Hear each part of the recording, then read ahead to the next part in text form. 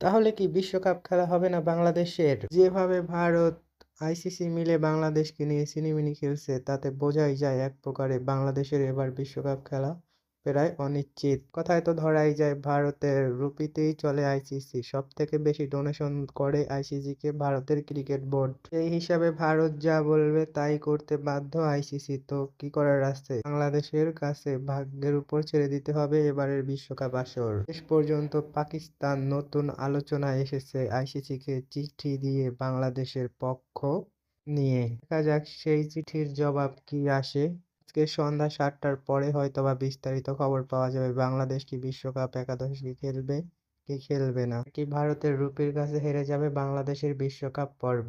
সবই সময় বলে দিবে। সব থেকে বড় কথা হলো যে কোনো মতেই বাংলাদেশ খেলবে না ভারতের মাটিতে, তাতে যাই হয়ে যাক না কেন। বাংলাদেশের দাবি অযৌক্তিক নয়, বাংলাদেশ যদি ভারতের মাটিতে খেলতে যায় তাহলে বাংলাদেশের প্লেয়ার সহ দর্শকের হুমকি আছে জানের।